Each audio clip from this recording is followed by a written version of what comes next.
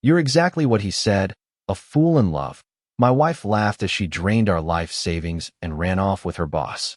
The next day, she called me 38 times in desperation. My name's Andres. I'm 34 years old, and exactly 48 hours ago, I watched my wife Diana empty our bank accounts while looking at me with a smile I'll never forget. We were in our living room, that same room where we had celebrated 5 anniversaries, where we had planned our future together. She had her laptop open in front of me, and with every click of the mouse my life was crumbling. The expression on her face wasn't one of guilt or regret, it was one of absolute triumph. As I watched her in disbelief, unable to process what I was seeing, she typed numbers with surgical precision. Transfer completed, the screen said again and again. $72,000 from the savings account, $45,000 from the joint account, $18,000 from the investment we had made together for the future of our children, which we didn't have yet. Everything was disappearing while she smiled. What Diana didn't know was that I had discovered her betrayal exactly 72 hours before, and that every move she had made since then had been part of my plan. But that would come later. First, I needed her to believe she had won. We had been married for 6 years. We met in college in an economics class where she sat 2 rows in front of me. Diana was brilliant, ambitious, and had that kind of beauty that made people turn to look at her on the street. I was quieter, more reserved, the kind of man who prefers to listen rather than speak. My friends always told me Diana was out of my league, but she chose me time and time again, and that made me feel special. After graduating, we started our life together. I worked as a financial analyst at a reputable firm. I earned well enough for us to live comfortably. Diana worked in marketing for a medium-sized company, but she always talked about wanting more money, more success, more recognition. I supported her in everything. When she wanted to get a postgraduate degree, I worked overtime to pay her tuition. When she wanted to start her own business, I invested all our savings in her idea. When that business failed after 2 years, I never held it against her. I just hugged her and told her we would try again. What I didn't know was that Diana had started to see me as an obstacle, a naive person, a fool who worked while she planned her future without me. Everything changed 3 months ago when I noticed Diana started behaving differently. She came home late from work with vague excuses.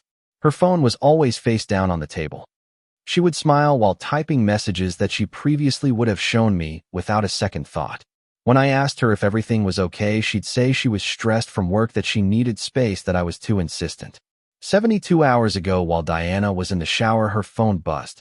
It was a message from someone named Roberto. The message said, "We're almost done, love. In 2 days, we'll have all the money and we can leave together." That idiot doesn't suspect a thing. My heart stopped beating for a second. My hands trembled as I picked up the phone and started reading. There were hundreds of messages between Diana and Roberto.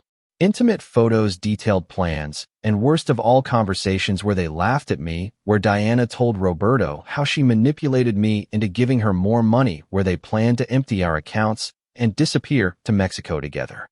Roberto was her boss, a married man with 3 children who was apparently as willing as Diana to destroy lives to get what they wanted. The messages revealed they had been planning this for almost a year.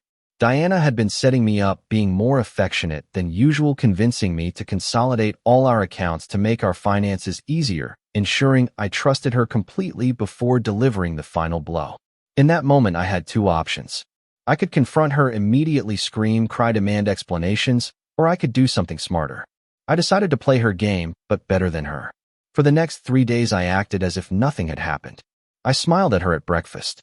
I kissed her before leaving for work. I asked her about her day. Meanwhile, I contacted my friend Ricardo, who's a divorce lawyer, and we began to prepare everything meticulously. I also called my cousin Fernando, who works at the bank where we had our main accounts. Fernando explained something crucial. Large bank transfers have a 72-hour processing period before they become final and irreversible. If I acted within that period, we could stop everything, but I needed solid evidence of fraud, and I needed Diana to make the move herself. So I prepared a perfect trap. I told Diana I had received a surprise bonus at work for $50,000 and that I would deposit it into our joint account. I saw how her eyes lit up with greed. That same night, when she thought I was asleep, I heard her talking on the phone with Roberto, adjusting their plans. The day Diana decided to empty the accounts, I had already alerted the bank. I had installed a small camera in the living room that recorded everything. I had documented every message, every call, every lie, and most importantly, I had moved the real money to a new account in my name, leaving just enough funds for Diana to believe she was stealing a fortune. When the moment finally came, I sat in front of her and let her do what she had planned for months. I watched as her fingers flew across the keyboard, how she smiled with each completed transfer. I recorded every second. "You trusted the wrong person," she said to me as she triumphantly closed the laptop. "I really thought you were smarter, Andres, but you turned out to be exactly what Roberto said, a naive guy who would do anything for love." I remained silent, staring at her. She expected me to scream, to beg, to cry, but I just nodded slowly and said, "You're right. I trusted the wrong person." Diana stood up, took her purse, which she had already prepared, by the door, and looked at me one last time. "I'm not coming back, Andres. Roberto and I are leaving tonight. You can keep this empty house and remember how stupid you were for not seeing what was right in front of you. You're too naive for this world." She left, slamming the door. I heard her car start and drive away. I sat in the living room for exactly 5 minutes, processing what had just happened. Then I picked up my phone and called Ricardo. "It's done," I told him. "I recorded everything. We have evidence of attempted fraud, documented infidelity, and a verbal confession of theft. Proceed with everything." Ricardo already had the papers ready. In less than 2 hours, Diana would receive a notification that all transfers had been blocked and reversed on suspicion of fraud. She would receive a divorce lawsuit with just cause, and she would receive a restraining order prohibiting her from coming near me or any property in my name. But that wasn't all. I had done something else, something Diana would find out very soon. It turns out that Roberto, her married lover, didn't know that I knew his identity. While Diana believed I was a naive fool who suspected nothing, I had been investigating Roberto for days. I discovered that his wife Patricia was a respectable woman who had no idea about her husband's betrayal. I also discovered that Roberto had done this before, that he had a pattern of seducing employees and abandoning them when he got bored. So I did something simple but devastating. I sent Patricia all the evidence I had collected, the messages between Diana and Roberto, the photos, the escape plans, everything. I gave Patricia the name of the best divorce lawyer in the city, coincidentally the same one helping me, and suggested she act fast before Roberto could hide his assets. Patricia didn't waste time. Within 3 hours of Diana leaving our house, Roberto was served with divorce papers. Patricia had blocked all their joint accounts, changed the locks on their house, and informed her company's human resources about his inappropriate relationship with a subordinate, which was technically Diana, before she quit. Diana knew nothing about this when she arrived at the hotel where she had planned to meet Roberto. What she found was a desperate man whose life had just exploded. Roberto didn't have the money Diana expected. He didn't have the house he had promised her. He had nothing except a divorce lawsuit that would leave him in financial ruin. I imagine the conversation they had. I imagine how Diana began to understand that her perfect plans were falling apart. I imagine the exact moment she tried to access her bank account and saw that all the transfers had been reversed. The next day, my phone started ringing. Diana called me 38 times. She left 20 voicemails, sent me over 100 text messages, each one more desperate than the last. "Andres, please answer. There's a mistake with the bank accounts. Andres, I need to talk to you urgently. This is important. Andres, please. It was a mistake. I can explain everything. Andres, I'm begging you. Call me." Roberto left me. I have nowhere to go. I didn't answer any calls. I didn't read any full messages. I just let it ring and ring while I made coffee in the kitchen of the house, which was now completely mine. The morning after Diana left, I woke up in a house that felt different. Not because anything had physically changed, but because the weight I had been carrying for months had finally lifted from my shoulders. I made coffee, took a calm shower, and got dressed for work like any other day. The difference was that this time I was completely in control of my life. My phone kept ringing. Diana had moved from desperate calls to pleading messages. I checked a few out of curiosity, just to understand the level of her panic. "Andres, it was all a misunderstanding. Roberto lied to me. About everything. I never wanted to hurt you. Please just let me explain. I love you. I've always loved you. It was a temporary madness. I don't know what I was thinking." I deleted the messages without finishing them. I had more important things to do. Ricardo had scheduled a meeting at his office at 9 in the morning to review the final divorce documents. When I arrived, he was waiting for me with a smile that indicated good news. "Andres, this is even better than we expected," he told me as he showed me a folder full of papers. "Diana tried to access the bank accounts 7 times last night. Every attempt was logged. We also have confirmation that she tried to contact the bank claiming there was an error in the transfers. When they asked her to identify herself and explain the nature of the transfers, she hung up immediately. That's additional evidence of consciousness of guilt. Ricardo continued. Added to the recordings, you have the messages you documented and the testimony. We're preparing Diana has no defense. The judge is going to grant you the divorce for just cause in record time. And what about Roberto, I asked. Ricardo smiled even wider. Oh, that's the best part. Patricia, his wife, turned out to be much smarter than Roberto expected. She not only filed for divorce, but also filed a civil lawsuit against him for infidelity and concealment of assets. Apparently, Roberto had been diverting money from their joint accounts for months preparing for his escape with Diana. Patricia discovered everything thanks to the evidence you provided. And his job, I insisted. Fired this morning, Ricardo confirmed. The company can't keep an executive who had an inappropriate relationship with a subordinate employee. It's an HR and legal liability issue. Roberto is professionally finished in this city. I nodded, slowly processing the information. I didn't feel joy exactly, but a deep sense of justice. Diana and Roberto had meticulously planned to destroy my life, and now they were facing the consequences of their own decisions. Ricardo continued explaining the legal details. Diana would have to appear before the judge for the divorce hearing. She couldn't evade the process. And since we had documented everything from her infidelity to her attempted theft, she would receive absolutely nothing in the divorce settlement.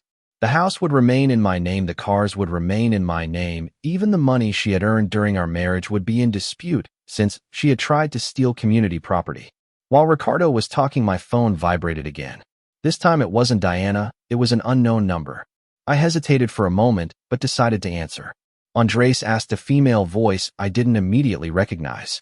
Yes, who's speaking? I'm Patricia, Roberto's wife. Well, soon-to-be ex-wife. Can we talk? I motioned to Ricardo and left his office to take the call in private. Patricia sounded calm, but I detected a determination in her voice that made me respect her immediately. I want to thank you, she began, for sending me all that information. I suspected something, but I had no proof. For months, Roberto would come home late, lie about work meetings, protect his phone as if it were gold. I felt crazy for suspecting, but my gut told me something was wrong. She paused before continuing. When I saw the messages between him and your wife, everything made sense. Not just the infidelity, but the plans to steal our money, to abandon our children, to destroy our families without any remorse. You gave me the power to act before he could do more damage. You don't have to thank me, I replied. You deserve to know the truth. There's something else you should know, Patricia said, and her voice became more serious. Diana is trying to contact Roberto.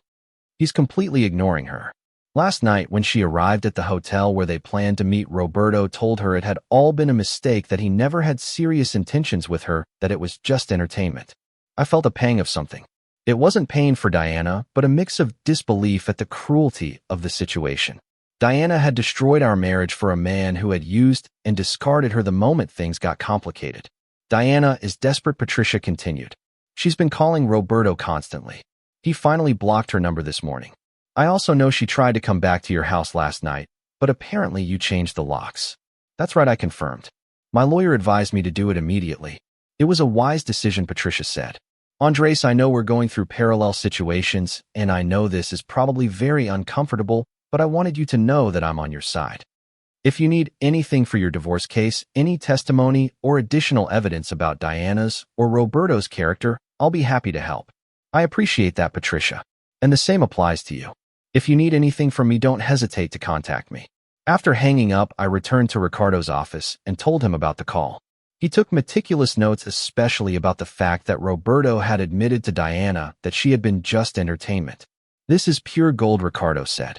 It proves that Diana not only destroyed her marriage for an affair, but for a fantasy that was never real. Any judge will see this and understand exactly who is responsible for the destruction of this marriage. The next few days were a strange mix of normalcy and chaos. I went to work, fulfilled my responsibilities, came home, and allowed myself to process what had happened.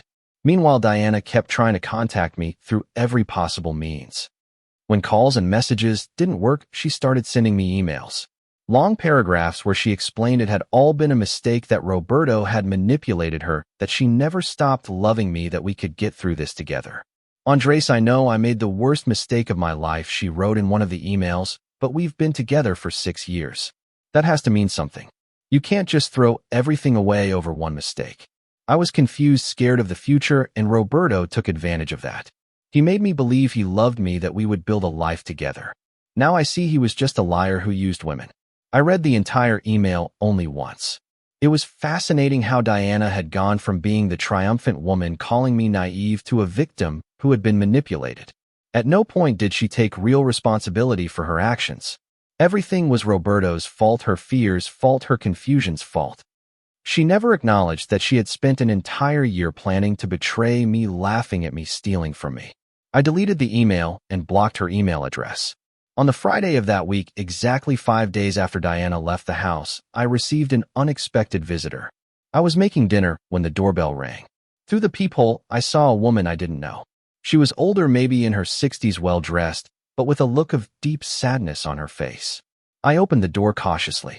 "Can I help you, Andres?" she asked with a trembling voice. "I'm Marta, Diana's mother."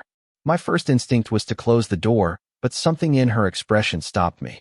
She didn't come with a defensive or accusatory attitude. She came with humility. "I know I have no right to ask you this," she began. "But could we talk for a few minutes? I'm not here to defend my daughter. I'm here to apologize. I let her in more out of curiosity than anything else." We sat in the living room, the same place where Diana had emptied our accounts days before. Marta looked around the house with nostalgia. "I remember when you two bought this house," she said softly. Diana was so excited. She would call me every day to tell me about the decorating plans, about how they wanted to start a family here. "I thought you had found something real." She paused, composing herself. "Diana called me 2 days ago. She was hysterical, crying, telling me she had made a terrible mistake. She told me everything. The affair with Roberto, the plans to steal the money, how you discovered everything and left her with nothing. At first, I admit my maternal instinct wanted to defend her, to blame you in some way, but then she sent me the screenshots of her conversations with Roberto." Marta's eyes filled with tears. "I read how she laughed at you, how she called you naive, foolish, easy to manipulate, how she planned to leave you with nothing and disappear. And worst of all, how Roberto told her you were an obstacle they would soon eliminate from their lives. Andres, I didn't raise my daughter to be that person. I don't know when she became someone capable of such cruelty. I didn't know what to say. Seeing Diana's mother, a woman who had always been kind to me during our marriage, sitting in my living room apologizing for her daughter. It was surreal. I didn't come to ask you to forgive her," Marta continued. "I came because I needed you to know that there are people in Diana's family who are horrified by what she did. Her father and I are devastated. Not just for you, but for discovering that our daughter is capable of that level of betrayal and manipulation." She dried her tears with a tissue she took from her purse. "Diana is staying with us now. She has nowhere else to go. Roberto blocked her completely. She has no money and obviously can't come back here, but I want you to know that her father and I are not going to protect her from the consequences of her actions. If she did this, she has to face it. I appreciate you coming, Mrs. Marta," I said. Finally, Diana and I had 6 good years before all this happened. I genuinely loved her, but what she did wasn't an impulsive mistake. It was a year of deliberate lies, malicious planning, intentional cruelty. There's no possible reconciliation after that. Marta nodded sadly. "I completely understand.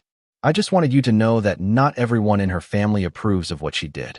And I wanted to personally apologize for the pain our daughter caused you." After Marta left, I sat in the living room for a long time. Her visit had added an unexpected layer to the whole situation. Diana had not only lost her marriage, her lover, and her money, she had also lost the respect of her own parents. The following Monday, I received another unexpected call. This time it was from Fernando, my cousin, who worked at the bank. "Andres, you need to know something," he said urgently.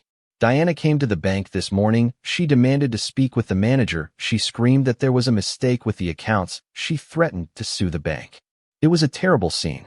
Security had to escort her out of the building. "What did she want exactly?" I asked. "She wanted access to the accounts she herself emptied," Fernando explained. "When we told her the transfers had been reversed on suspicion of fraud, she became furious. She said that money was legally hers, that you had no right to block it. The manager explained that the accounts were under investigation and she wouldn't be able to access any funds until the legal case was resolved." Diana completely lost it. Fernando paused. "Andres, she's really desperate. I know everything that happened, but seeing her like that was disturbing. She's completely out of control. That night, I received a text message from an unknown number. It was Diana using someone else's phone to contact me. Andres, this is inhumane. I need money to survive. I have nothing. Are you going to leave me on the street after 6 years of marriage? Are you going to do this to me? I'm just asking for a chance to talk to you face to face 5 minutes. That's all I'm asking for. For the first time since this all began, I replied to one of her messages, but not with soft words or negotiations. I replied with facts. Diana, you made the decision to destroy our marriage. You spent a year planning to rob and abandon me. You laughed at me with your lover. You called me naive and stupid. Now you're facing the consequences of your own decisions. There's no possible conversation between us. Contact my lawyer if you have anything legal to discuss. This is the last you'll hear from me directly. I blocked the number immediately after sending the message. The following days were quieter. Diana had apparently understood she wasn't going to achieve anything by contacting me. According to Ricardo, she had hired a lawyer, though a very low-level one, because she didn't have money to pay someone competent. Her lawyer had tried to negotiate, but Ricardo made it clear there was nothing to negotiate. The facts were indisputable, and Diana had no position of strength from which to argue. The divorce hearing was scheduled for 3 weeks later. During that time, I focused on rebuilding my life. I went out with friends I had neglected during the months Diana had been manipulating me. I took up hobbies I had abandoned. I allowed myself to process the grief for the marriage I had lost. Not the real marriage full of lies, but the idea of the marriage I thought we had. My friend Sebastian, who had been by my side since I discovered everything, invited me out one night. We went to a quiet bar where we could talk without interruptions. How are you really feeling? He asked me as we drank beer. Not the automatic answer you give everyone. How are you? Really, I thought carefully before answering. I'm processing it all. There are days when I wake up and feel free, as if a huge weight has been lifted off me. And there are days when I wake up and feel sad for the 6 years I invested in someone who turned out to be completely different from who I thought she was. Sebastian nodded. That's completely normal. What Diana did to you was devastating. But brother, the way you handled the whole situation was brilliant. Instead of reacting with emotion, you used logic. Instead of being the victim, you took control. That requires a level of strength very few people have. It wasn't strength, I admitted. It was necessity. If I had reacted emotionally when I discovered the messages, Diana would have had time to adjust her plans. I had to make her believe she had won to be able to protect myself completely. And you did it, Sebastian said. Now she's paying the price for underestimating you. That night as I drove back home, my phone rang again. This time it was Patricia, Roberto's ex-wife. Andres, I need to tell you something, she said without preamble. Roberto tried to commit suicide last night. Patricia's words hit me like a bucket of cold water. Roberto had tried to commit suicide. For a moment, I didn't know what to feel. It wasn't joy, definitely, but it wasn't compassion either. Exactly. It was something more complex, a mixture of disbelief and the grim realization that the consequences of our actions sometimes destroy us completely. Is he okay? I finally asked.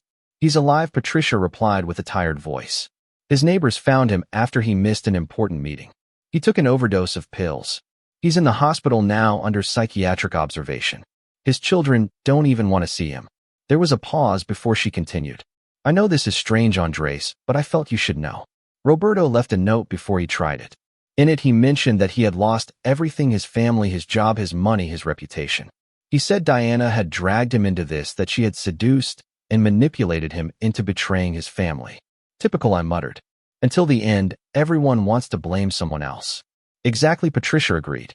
That's why I called you, because I needed you to know that Roberto is trying to build a narrative where he's the victim, and I'm worried Diana is trying to do the same. You're right to be worried, I said. My mother-in-law came to see me last week. She told me Diana is saying Roberto manipulated her, that she was a victim of his lies, as if she hadn't spent a whole year actively planning to destroy my life. People like Diana and Roberto never take real responsibility, Patricia said bitterly. There's always an excuse, there's always someone else to blame. But Andres, the facts speak for themselves. The messages you documented, the conversations where they laughed at us, the detailed plans they made. That's not manipulation, that's deliberate conspiracy. After hanging up with Patricia, I sat in my car in my building's parking lot processing the information. Roberto had tried to take his own life because he couldn't face the consequences of his actions. And while a part of me felt something akin to basic human compassion, a larger part felt that he had chosen his own fate. The following days brought more revelations. Ricardo called me with news about the divorce case. Andres, Diana's lawyer, is trying to argue that she suffered emotional abuse during your marriage. He said with a tone that mixed disbelief and professional frustration. They're saying you controlled her financially, that you made her feel inferior, and that her affair with Roberto was a way to escape a toxic relationship. I was silent for a moment, letting the absurdity of that claim sink in. Finally, I asked, and do they have any evidence of that? None. Ricardo replied firmly. In fact, all the evidence points in the exact opposite direction. You have receipts for all the money you spend on her postgraduate education, her failed business. You have messages where she thanked you for your support. You have photos from vacations you paid for completely. Their argument has no basis whatsoever. Ricardo continued. What they're doing is a desperate strategy. They know they have no real case, so they're trying to create sympathy. They hope the judge will take pity on her because she's a woman and because they're painting this victim story. But it's not going to work. The facts are too clear. How soon can we be done with this? I asked. The hearing is in 2 weeks, Ricardo confirmed. If everything proceeds as we expect, you'll have your final divorce in less than a month. Diana will receive nothing except the order to stay away from you. That night I received another surprise. My coworker Leonardo invited me for coffee after our team meeting. Leonardo was a reserved guy similar to me in many ways, and we had developed a friendship based on mutual respect rather than constant socializing. Andres, I need to tell you something. He began once we were seated with our coffees. A few days ago, Diana came to the office looking for you. What? I said, surprised. How did she get in? Security shouldn't have let her through. She said she was your wife and had an emergency, Leonardo explained. By the time security checked with you and found out you were in an external meeting, she had spoken to several people. Andres, she was telling anyone who would listen that you had left her on the street with nothing, that you were vengeful and cruel, that she had made a mistake, but your reaction was disproportionate. I felt anger starting to rise in my throat. And what did the others say? Leonardo smiled slightly. This is where the story gets better. Marta from HR, you know her, right? She was very direct. She told Diana that if there were marital problems, they should be resolved in private, not at the workplace. Then she personally escorted her out of the building. Afterwards, Marta came to talk to me because she knows we're friends. She told me what Diana had said and asked if she should report it as harassment. And what did you tell her? I told her the truth, Leonardo replied. Not all the details, but enough for Marta to understand that Diana was trying to manipulate the situation. Marta took notes of everything and said that if Diana returned, she would call the police immediately. She also updated the security list to make sure Diana could never enter the building again. I thanked Leonardo for his support. It was a reminder that not everyone believed the lies Diana was trying to spread, but it was also concerning that she was escalating her tactics in that way. That same week, Sebastian invited me to a get-together with some college friends I hadn't seen in years. He warned me it would be a large gathering with many people and that there would probably be questions about my situation with Diana because the rumors had already started to circulate. You don't have to say anything you don't want to, Sebastian assured me, but I thought it would be good for you to be surrounded by people who really know you, who know who you really are. I went to the gathering with some apprehension. Sure enough, several people asked me about the divorce. Some did it with genuine concern, others with simple curiosity. I kept my answers brief and dignified. Diana and I are in the process of divorcing. It was her decision to end the marriage the way she did. And I'm just moving on with my life. I didn't go into detail. I didn't talk about the infidelity, the attempted theft, the lies. Not because I was protecting her, but because I didn't want to be the kind of person who airs their private life to get sympathy. The facts would speak for themselves at the appropriate time. However, during the gathering, a college friend named Camila approached me discreetly. Andres, I need to talk to you in private, she said urgently. We moved away from the main group to a quieter corner of the bar. Camila seemed uncomfortable, as if she were struggling with something she knew but wasn't sure if she should share. I don't know if I should tell you this, she began, but Diana and I have been friends on social media since your wedding. We don't talk much, we just like each other's posts occasionally. But a few days ago, she posted something in her private status that I found concerning. She took out her phone and showed me a screenshot. Diana had written, when you give everything for someone and they destroy you for one mistake, when you trust the wrong person and realize it too late, life teaches you who's really there for you. It's interesting, I commented ironically, how she has completely flipped the narrative. Now she's the victim and I'm the destroyer. There's more, Camila said, swiping to show me another screenshot. Diana had replied to someone's comment saying, "I'm rebuilding my life from scratch after my ex decided to punish me in the cruelest way possible. But I'm coming out stronger. We always come out stronger." I felt a mix of disbelief and something akin to admiration for her audacity. Diana was completely rewriting history, presenting herself as the heroine of her own tragedy. "Have you told anyone the truth?" Camila asked softly. "The people who matter," I replied. "My lawyer has all the evidence. The judge will see all the evidence. That's the only thing that really matters." "But what about your reputation?" she insisted. "Diana is telling her version to anyone who will listen. Don't you want to defend yourself?" I thought carefully before answering. "Camila, the people who really know me know who I am. Those who believe Diana's version without asking me directly aren't people whose opinion I care about. And eventually, when everything comes out in the legal documents, the truth will be undeniable." Camila nodded slowly. "You're right. I was just worried you were suffering in silence while she plays the victim." "I appreciate your concern," I said sincerely, "but I've learned that dignity sometimes means not stooping to the level of the people who betrayed you." 2 days later, I received an unexpected call from my boss, Mr. Ramirez. He asked me to come to his office, and the tone of his voice immediately made me uneasy. When I entered, I found Mr. Ramirez sitting with Marta from HR. They both had serious expressions, but not hostile ones. "Andres, sit down, please," Mr. Ramirez said. "We need to talk about a situation that has come to our attention." Marta opened a folder and took out several documents. "We received a formal letter from Diana's lawyer," she began. "In it, she alleges that you have been harassing her, threatening her, and using your position here at the company to intimidate her. She also alleges that you have been spreading false information about her that is damaging her reputation." I felt my blood start to boil, but I kept my composure.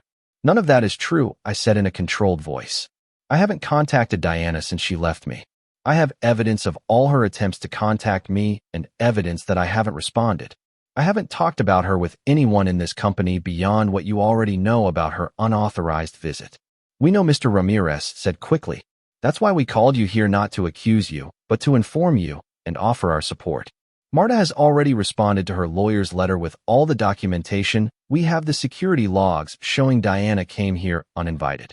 Marta's reports on her statements. Your impeccable record at this company for the past 8 years." Marta added, "Andres, we've seen these kinds of tactics before. When someone knows they're in a weak legal position, they sometimes try to create problems at their ex-partner's workplace. They hope the work pressure will force them to negotiate or give in. But I want you to know that this company fully supports you." "Thank you," I said, feeling a genuine sense of relief. "This is getting more complicated than I expected." Mr. Ramirez leaned forward. "Andres, you've been an exemplary employee. Your work speaks for itself. We're not going to let unfounded accusations affect your position here. Besides, we've already notified our legal counsel about this situation. If Diana or her lawyer continue with these kinds of tactics, we'll be prepared to take legal action for defamation." I left that meeting feeling a mix of gratitude and exhaustion. Diana wasn't just trying to destroy my reputation socially, but now she was trying to attack my livelihood, my career.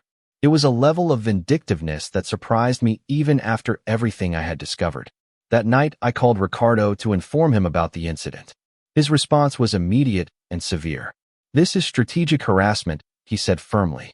"And it's exactly the kind of behavior that's going to destroy any sympathy Diana might have generated with the judge. I'm going to document all of this. I'm going to request a stricter restraining order, and I'm going to make sure the judge knows that Diana not only betrayed her marriage, but is actively trying to destroy your professional life." "How much longer until the hearing?" I asked, feeling the weight of it all. "A week and a half," Ricardo replied. "Hold on a little longer, Andres. This is almost over." The following days were relatively quiet, but the calm felt artificial, like the eye of a hurricane. I knew Diana was planning something else. Her pattern was clear. When one tactic didn't work, she escalated to the next. My intuition turned out to be correct. On Friday night, while I was having dinner alone at a restaurant near my house, I received a call from an unknown number. I normally didn't answer unknown numbers at that time, but something made me respond. "Andres?" asked a male voice I didn't recognize. "Yes." "Who's speaking?" "I'm Diana's father, Eduardo. Can we talk?" This was unexpected. Eduardo, Diana's father, had always been a distant man during our marriage. Polite but cold, as if I had never been quite good enough for his daughter. "Sure," I replied cautiously. Eduardo took a deep breath before speaking. "Andres, I'm going to be direct with you. Diana told me her version of what happened between you. She told me you controlled her, that you were jealous and vengeful, that Roberto was just a mistake you used to completely destroy her. He paused, but then Marta, my wife, showed me the messages Diana had sent to Roberto, the messages where they laughed at you, where they planned to steal from you. And I realized my daughter had been lying to me about everything. I didn't know what to say, so I just listened. I was a bad father, Eduardo continued, his voice breaking slightly. I spoiled Diana. I gave her everything she wanted without teaching her the value of effort, of honesty, of respect. And now I see the result of that. A 30-year-old woman who destroyed her marriage and is trying to evade all responsibility by blaming everyone else. Eduardo, I appreciate you calling me, I said finally. But what's the purpose of this conversation? I want you to know that Marta and I are not going to protect her anymore, he said firmly. She's living in our house because she has nowhere else to go, but we're not going to finance her lies. We're not going to pay for lawyers who spread falsehoods about you. If she wants to continue this baseless legal battle, she'll have to do it with her own resources. Eduardo's words echoed in my mind for days after our conversation. Diana's father, the man who had always defended her unconditionally, had finally seen the truth. I didn't feel triumph over this, only a deep sadness for how Diana's lies had contaminated even the closest relationships in her life. The week before the divorce hearing passed with constant tension. I followed my daily routine. I worked, ate, slept, but always with the feeling of waiting for the other shoe to drop. Diana had been unusually quiet during those days, no attempts to contact me, no new harassment tactics. That stillness made me more nervous than her previous actions. Ricardo summoned me to his office on the Tuesday before the hearing to review the final strategy. When I arrived, I found he wasn't alone. Patricia, Roberto's ex-wife, was also there. Andres, thanks for coming, Ricardo said. Patricia has had some developments in her case that are relevant to yours. I thought it would be helpful for us all to talk together. Patricia looked different from the last time I had seen her. Stronger, more confident. The process of divorcing Roberto seemed to have given her a clarity she didn't have before. Andres, she began. Roberto has been trying to negotiate his divorce. His lawyer argues that he was seduced by Diana, that she manipulated him into betraying his family. They're trying to paint him as the victim of a calculating woman. I let that information sink in. So they're both using the same strategy, one said. Finally, each blaming the other. Exactly, Patricia confirmed. But here's the interesting part. My lawyer gained access to Roberto's bank accounts during the financial investigation for the divorce. We discovered that Roberto had been diverting money for much longer than we thought, not just for his plan with Diana, but for other things. What kind of things, I asked. Patricia exchanged a look with Ricardo before continuing. Apparently, Diana wasn't the first subordinate Roberto had an affair with. We found regular payments to 2 other women who worked at his company in previous years. Payments that seemed to be to keep them quiet about inappropriate relationships. I was speechless. Diana had thought she was special, that her relationship with Roberto was unique and genuine, but it turned out she was just the latest in a series of affairs Roberto had with vulnerable employees. There's more, Patricia continued. Roberto had also been investing money from our joint account in a secret business, a restaurant he planned to open with one of his friends. He never mentioned it to me, never consulted me. He just took $50,000 from our savings and invested it without my knowledge. Ricardo intervened. The important thing here, Andres, is that this shows a pattern of behavior from Roberto. He's not the manipulated victim he's trying to present in his case. He's a man with a history of deceit, infidelity, and financial fraud. And Diana consciously chose to get involved with him. How does this affect my case, I asked. Ricardo smiled.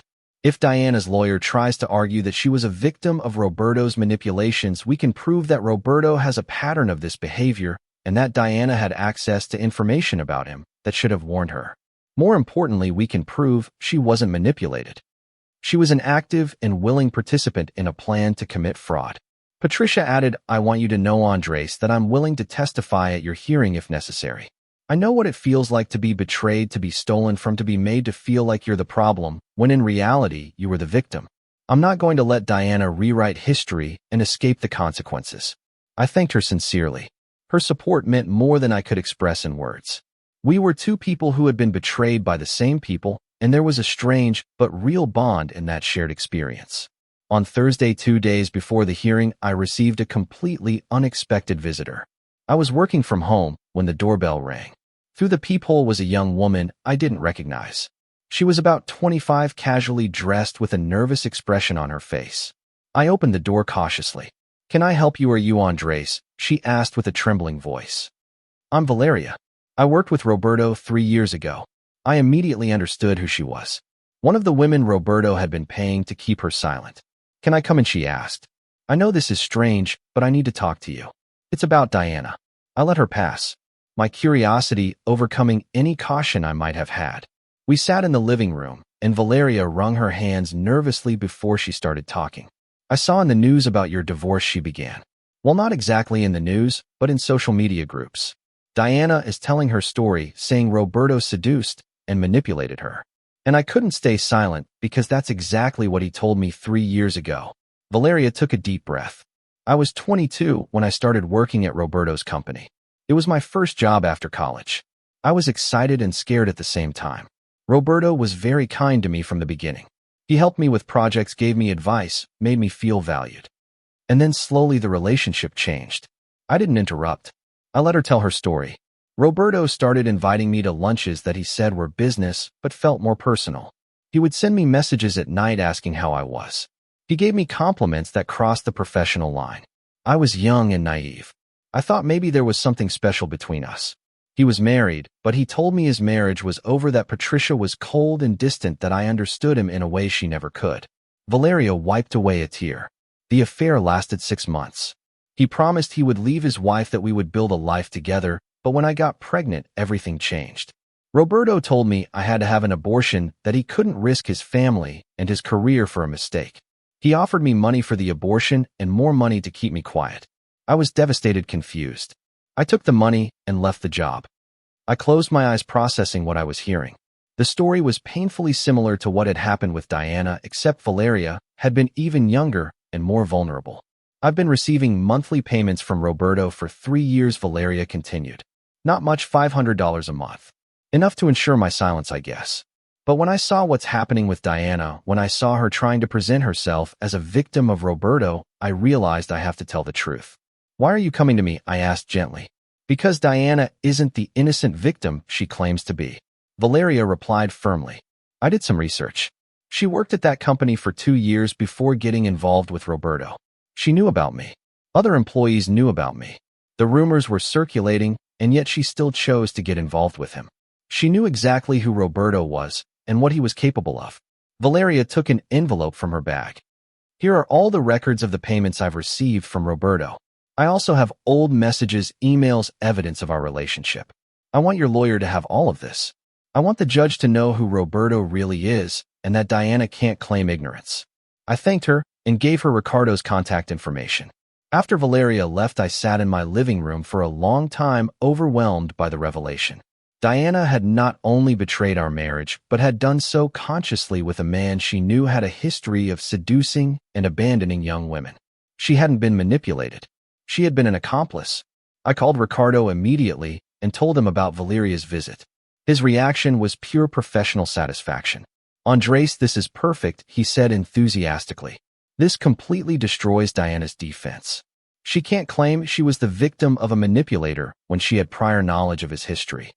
I'm going to contact Valeria immediately and prepare her to testify if necessary." On Friday, the day before the hearing, I tried to keep busy. I went to the gym, organized papers in my home office, called some friends, but my mind always returned to what was coming the next day, the hearing that would finally close this chapter of my life. In the afternoon, Sebastian stopped by my house with food and beer. "We're not going to talk about Diana tonight," he announced as he walked in. "We're going to watch the game. Eat like we're college students again, and remind you that you have a life beyond all this legal mess." I appreciated his intention, but it was hard not to think about the hearing. During the game, my phone buzzed with a message from Ricardo. "Diana just filed a last-minute motion. She's requesting a postponement of the hearing, claiming she needs more time to prepare her defense."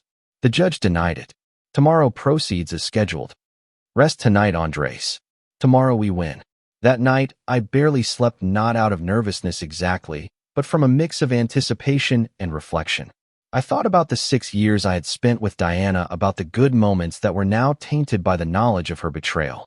I thought about the man I had been at the beginning of our marriage, confident and in love, and the man I was now, more cynical but also stronger. The morning of the hearing dawned clear and cold. I dressed carefully, choosing a navy blue suit that projected professionalism and seriousness. I ate breakfast, even though I wasn't hungry, knowing I would need the energy for what was to come. Ricardo picked me up at 8 in the morning. In the car, we went over the strategy one last time. Andres, it's important that you maintain your composure no matter what Diana or her lawyer says. He instructed me. Don't react emotionally. Answer questions clearly and directly. The facts are on our side, we just need to present them clearly. We arrived at the courthouse 30 minutes before the scheduled time. As we walked towards the building, I saw Diana for the first time in weeks. She was standing near the entrance with her lawyer, an older woman who looked tired and unconvinced of her own case. Diana looked different. She had lost weight, had deep dark circles under her eyes, and her clothes, though appropriate for court, looked cheap compared to the style she was used to. When our eyes met, I saw a flash of something. Regret, anger, desperation. I couldn't identify it clearly before she looked away. We entered the courtroom and took our places. The judge, a woman of about 60 with a reputation for being fair but stern, entered promptly at 9. Good morning, she began. We're here for the divorce hearing between Andres Mendez and Diana Mendez. I have reviewed all the documents submitted by both parties. We will proceed with the testimonies. Attorney Torres, you may begin with your client. Diana's lawyer stood up and called Diana to the stand. As Diana swore to tell the truth, I noticed her hands were trembling slightly. Mrs. Mendez, the lawyer Torres began, can you describe for the court the nature of your marriage with Mr. Mendez? Diana took a deep breath. My marriage to Andres started well. He was kind and hardworking, but over time, he became controlling. He monitored how I spent money, questioned my decisions, made me feel like I was never enough. I felt Ricardo tense up next to me, but he motioned for me to stay calm. And what about your relationship with Mr. Roberto Sandoval? The lawyer continued. Diana looked down. That was a terrible mistake that I deeply regret. Roberto was my boss. He took advantage of my vulnerability at a time when my marriage was deteriorating. He made me promises he never intended to keep. By the time I realized my mistake, it was too late. Andres had discovered everything and decided to completely destroy me as revenge. The lawyer Torres presented some documents. I have here evidence that Mr. Mendez blocked all joint bank accounts without prior notice, leaving my client without resources. He also filed for divorce the day after the separation without giving her any chance for reconciliation. Is this correct, Mrs. Mendez? Yes, Diana confirmed, her voice breaking. He left me with nothing, no money, no house, no way to support myself. All as punishment for one mistake. It was Ricardo's turn for cross-examination. He stood up slowly, took some documents from our table, and approached the stand with a serious expression. Mrs. Mendez, he said in a clear voice, you testified that your husband was controlling with money. Is it true that Mr. Mendez paid for your postgraduate degree in full, invested all his savings in your failed business, and never held those losses against you? Diana hesitated. Yes, but that was the least he could do as a husband. Ricardo continued. And is it true that the day you transferred all the funds from the joint accounts to your name, Mr. Mendez was present, and you told him, and I quote, you trusted the wrong person? You're too naive. Diana turned pale. I was upset, I wasn't thinking clearly. Ricardo showed a document to the judge and then to Diana. I have here messages between you and Mr. Sandoval dating back over a year. Messages where you specifically plan how to empty Mr. Mendez's accounts and run away to Mexico together. This sounds like a temporary madness. Diana didn't answer. Ricardo didn't wait for an answer from Diana. He relentlessly presented piece after piece of evidence to the judge. The messages where Diana and Roberto laughed at me. The screenshots where they meticulously planned the theft, the emails where Diana researched how to transfer large sums of money without raising suspicion. Mrs. Mendez, Ricardo asked in a firm voice. Can you explain this specific message you sent to Mr. Sandoval 8 months ago? It reads verbatim, Andres is so naive, he won't even check the accounts. By the time he notices, we'll already be on the beach spending his money. It's the least he deserves for being so stupid. Diana visibly crumbled on the stand. That message was taken out of context. She tried to say in a trembling voice, what context would make mocking your husband while planning to steal from him acceptable? Ricardo pressed. Diana's lawyer stood up. Objection, Your Honor, the lawyer is harassing my client. The judge shook her head. Overruled. The lawyer is asking relevant questions based on documented evidence. Continue, Attorney Herrera. Ricardo presented more documents. Mrs. Mendez, do you recognize this bank record? It shows that you attempted to transfer $135,000 from the joint accounts to a personal account you secretly opened 2 weeks prior. I was entitled to that money, Diana stammered. It was marital money. Ricardo nodded slowly. Correct. It was marital money, which means both spouses have rights to it. So why did you try to transfer it all in secret? Why didn't you discuss this with your husband? Why did you tell him he was a naive person while you were emptying the accounts? Diana didn't answer. Tears were streaming down her cheeks, but they no longer generated the sympathy she probably expected. The judge was looking at her with an expression of clear disapproval. Ricardo returned to our table and took another folder. Your Honor, at this time, I would like to call Mrs. Valeria Nunez to testify. I saw Diana go completely rigid. Her eyes widened in panic as Valeria entered the courtroom. Clearly, Diana hadn't anticipated this. Valeria was sworn in and took a seat on the stand. Ricardo guided her through her testimony with careful and precise questions. Valeria explained her relationship with Roberto, how he had followed the same pattern of manipulation, and most importantly, how her story was known in the company where Diana worked. Miss Nunez, Ricardo asked, is it true that while you worked at Mr. Sandoval's company, rumors circulated about your relationship with him? Yes, Valeria confirmed. Everyone knew. Even after I left, people talked about what had happened. It was an open secret. And Mrs. Mendez worked at that same company 2 years after you left. Yes. According to my conversations with former colleagues, Diana definitely knew about me. Several people confirmed to me that they warned her about Roberto. They told her he had a history of inappropriate relationships with employees.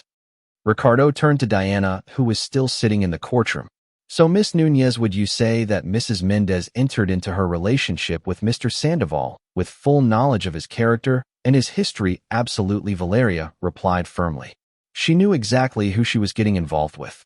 Valeria's testimony was devastating to Diana's defense. She could no longer claim she had been an innocent victim of a manipulator. The evidence clearly showed that she had consciously chosen to get involved with Roberto despite knowing his history.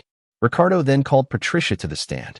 She testified about Roberto's multiple deceptions about the money he had diverted, about the plans he had made with Diana. Her testimony painted a clear picture. Two married people who had actively conspired to destroy their marriages and steal from their spouses. Finally, it was my turn on the stand. Ricardo guided me through my testimony, allowing me to tell my side of the story chronologically and clearly. I described how I discovered the messages, how I documented everything, how I prepared my legal response. Mr. Mendez, Ricardo asked, did you at any point during your marriage exert financial control over your wife? Never, I replied firmly. Diana had full access to all our accounts. We made important financial decisions together. I financed her education, her business, her projects. I never denied her anything. And when you discovered her plan to empty the accounts, why didn't you confront her immediately? Because I needed to protect myself legally, I explained. If I had confronted her, she would have adjusted her plans. I needed solid evidence of her intentions to be able to defend myself in this court.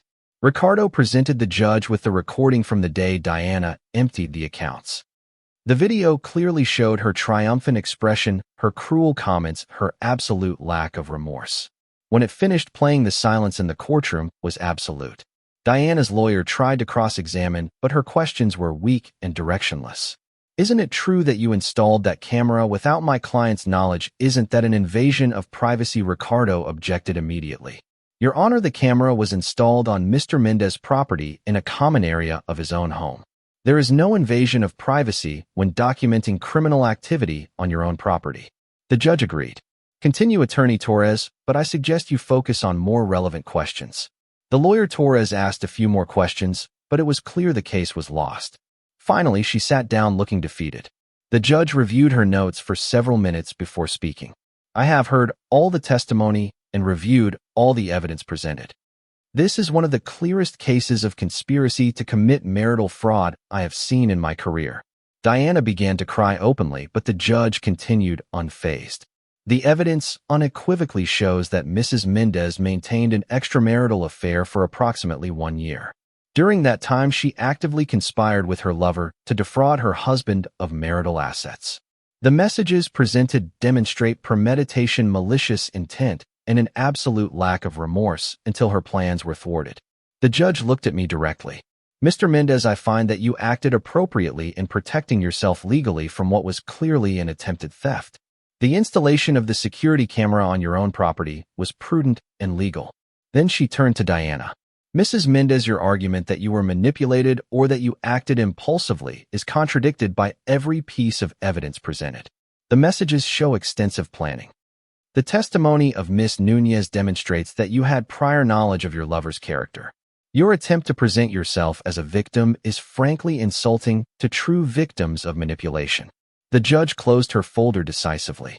Therefore, I decree the following: the divorce between Andres Mendez and Diana Mendez is granted with just cause based on adultery and fraud. Mrs. Mendez will receive no portion of the marital assets due to her malicious conduct. All assets, including the primary residence and vehicles, are hereby placed under the sole ownership of Mr. Mendez. Diana audibly moaned, but the judge continued. Additionally, I order Mrs. Mendez to cease all contact with Mr. Mendez immediately. Any necessary communication must be through legal representation. Any violation of this order will result in contempt charges. The judge paused before adding, Mrs. Mendez, I understand you are in a difficult financial situation. However, that situation is the direct result of your own decisions. You conspired to steal from your husband, and now you face the consequences of those actions. This court has no sympathy for individuals who attempt to commit fraud and then present themselves as victims when their plans fail. The session is adjourned, the judge announced, striking her gavel. As the courtroom emptied, I sat for a moment processing what had just happened. I had won completely, unequivocally. Diana would have nothing except the consequences of her own decisions. Ricardo clapped me on the shoulder. Congratulations, Andres, justice served. We left the courthouse together.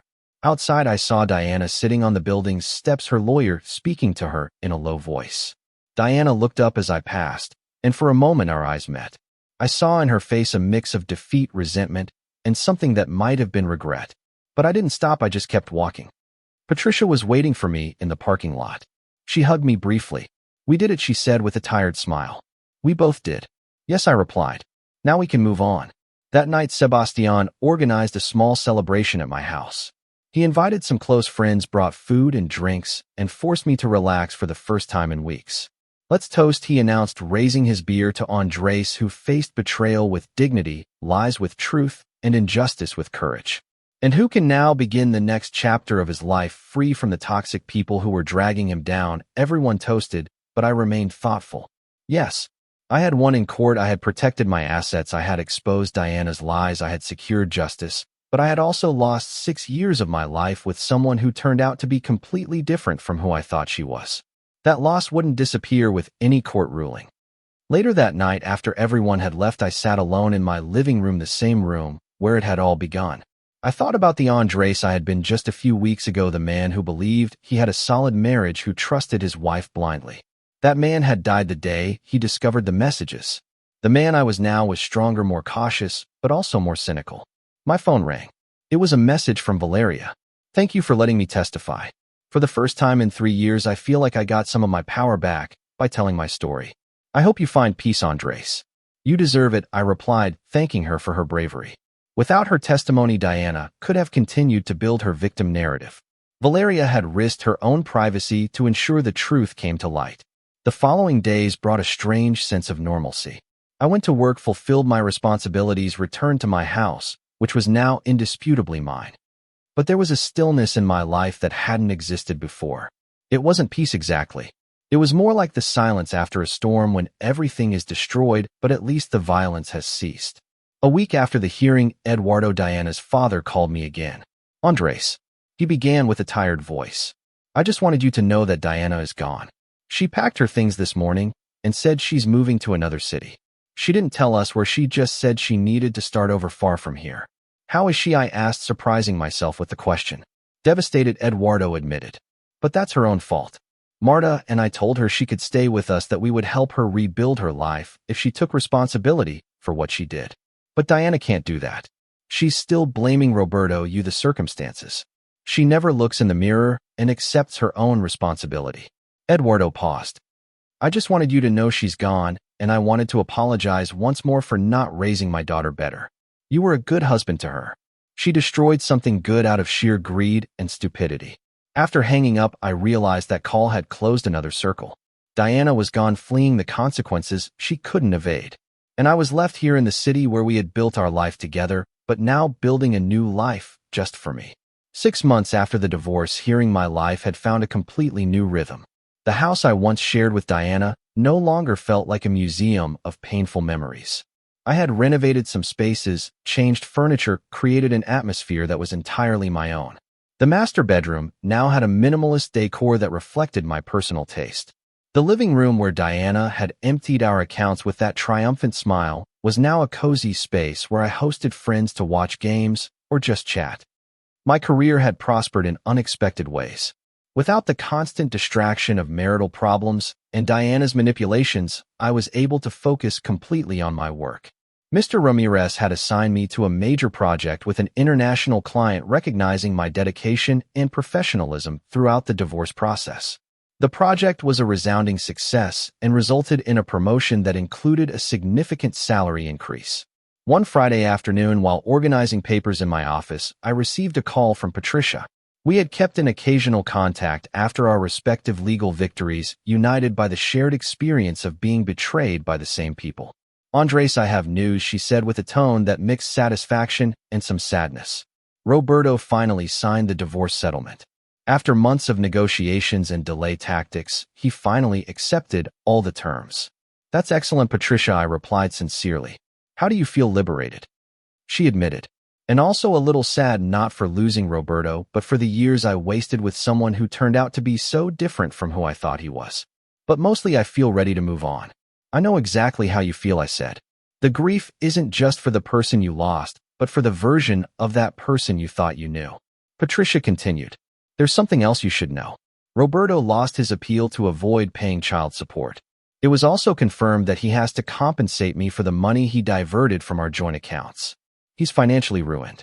I heard he's living with his brother, working an entry-level position in another industry, because his reputation in marketing was completely destroyed." I didn't feel joy hearing that, but I didn't feel compassion either. Roberto had chosen his path. The consequences were his to face. "And Diana?" I asked, surprising myself again with my own interest. Patricia hesitated. "I've heard things through mutual acquaintances. Apparently, she moved to another city almost 500 kilometers from here. She's working in retail, something completely different from what she did before. She lives alone in a small apartment. From what I was told, she doesn't talk to anyone about her past. It's like she's trying to completely reinvent herself. Maybe that's for the best for her," I said. "Maybe she needs to start from scratch without the web of lies she built here." After hanging up with Patricia, I was left thinking about Diana, not with nostalgia or a desire for reconciliation, but with a distant curiosity. I wondered if she would ever take true responsibility for her actions, or if she would continue to blame others for the rest of her life. I wondered if she would learn anything from this whole experience, or if she would simply repeat the same patterns with someone else somewhere else. That night, Sebastian invited me to a social gathering at a new bar that had opened downtown. I promised I'd go, but only for a couple of hours. I still didn't feel completely comfortable in large social settings, especially where there might be questions about my personal life. However, the gathering turned out to be exactly what I needed. The group was small, genuine friends who knew my story, but didn't use it as a constant topic of conversation. We talked about sports, politics, movies, future plans. It was refreshing to be just Andres again. Not Andres, the divorced man. Not Andres, the victim of betrayal, just Andres. At the gathering, I met a woman named Natalia. She was an architect, a friend of Sebastian's girlfriend, and had a calm energy that I found immediately attractive. We talked for hours about architecture, design, travel. She casually mentioned that she had gone through a difficult divorce 2 years ago, but didn't go into details, and I didn't press either. When the gathering ended, Natalia and I exchanged numbers, not with romantic promises, but with the simple understanding that we had enjoyed the conversation and that maybe we could repeat it sometime. That night, as I drove home, I realized I had spent hours without thinking about Diana even once. It was a small miracle, a sign that I was truly healing. The following months brought more positive changes. Natalia and I started seeing each other regularly. Nothing serious at first, just occasional coffees, walks in the park, long conversations about our lives and experiences. She understood the caution I felt about entering a new relationship. She shared it herself. We had both been betrayed. We had both rebuilt our lives from scratch, and we were both wary of trusting again. What I liked about Natalia was her direct honesty. She didn't play mind games, didn't send mixed signals, didn't try to manipulate situations. If she wanted something, she said it. If she wasn't sure about something, she admitted it. It was refreshing after years of dealing with Diana's manipulations. One afternoon, as we were walking through the park near my house, Natalia asked me something no one else had dared to ask directly. "Andres, have you forgiven your ex-wife?" I stopped, carefully considering my answer. "No," I finally admitted. "I haven't forgiven her, and I'm not sure if I ever will."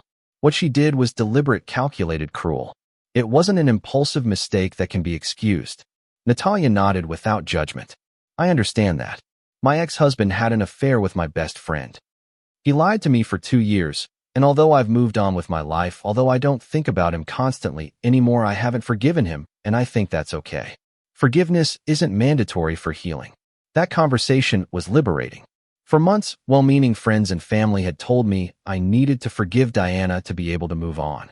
But Natalia understood that forgiveness and healing were two different things. I could heal, I could build a new life without needing to absolve Diana of her actions. A year after the divorce hearing, I received an unexpected letter. The sender had no name, only an address from another city. When I opened it, I immediately recognized Diana's handwriting. "Dear Andres," the letter began. "I know you probably don't want to read this, and I would completely understand if you tore it up without finishing, but I need to write these words, even if it's just for myself. I've spent the last year in another city working jobs I never imagined I'd have, living in a small apartment, without luxuries, without the life I once had. And in this year, I've had a lot of time to think about who I was and who I want to be. I'm not writing to ask for your forgiveness. I don't deserve your forgiveness. What I did to you was unforgivable. I deliberately destroyed something good because I was greedy, because I was insecure, because I thought I deserved more than I had.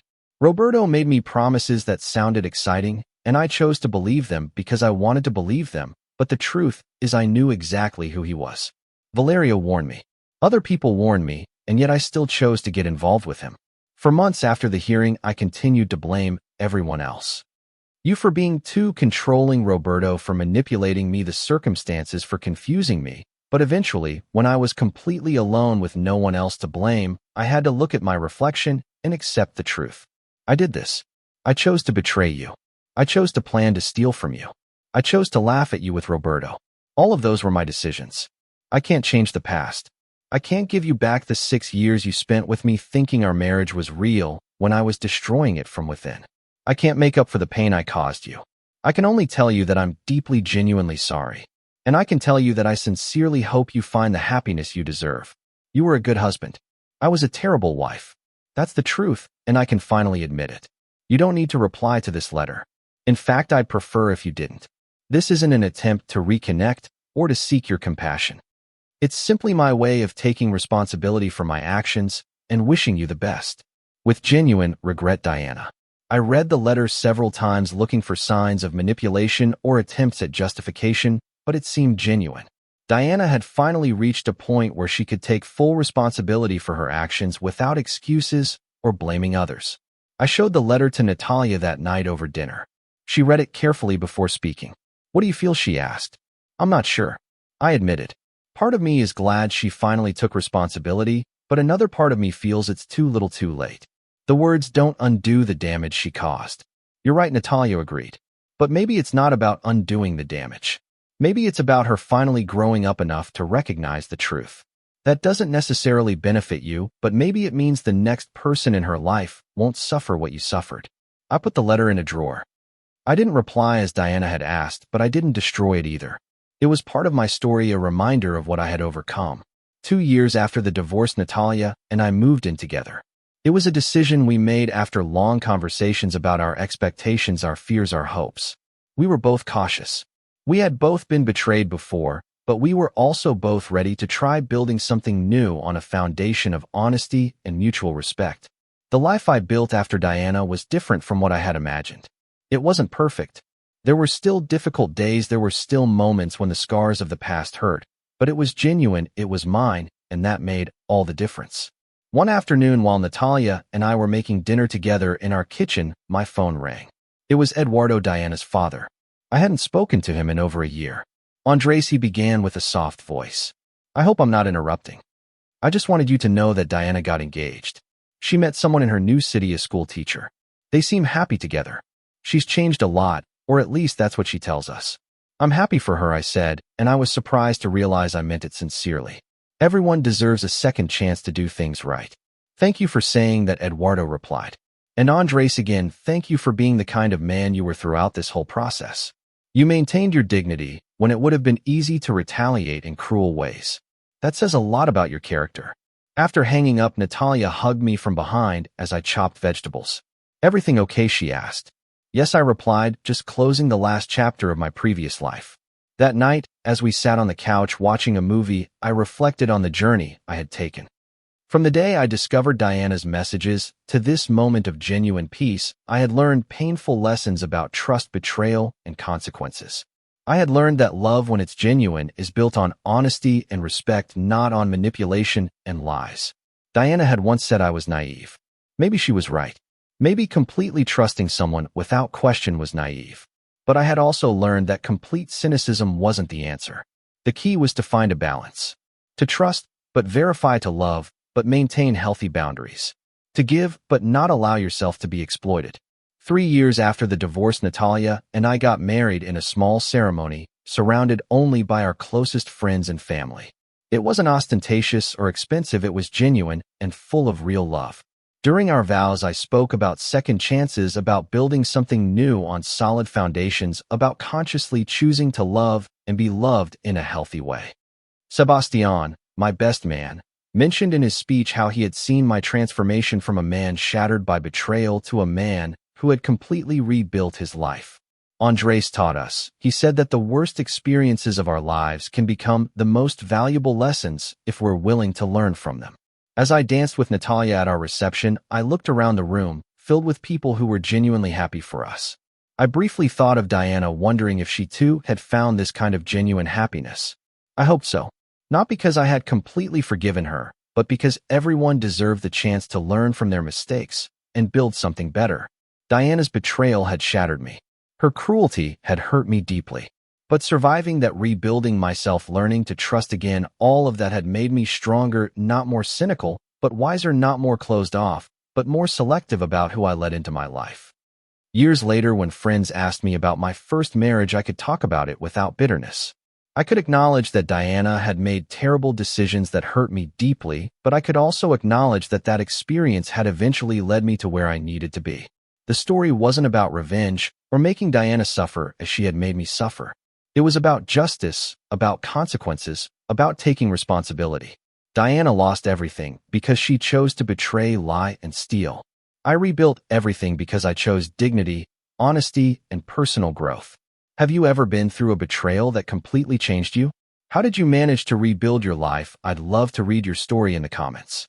And if this story resonated with you in any way, don't forget to leave your like and subscribe to the channel. Your support means a lot and helps me keep sharing these stories. Thanks for joining me this far.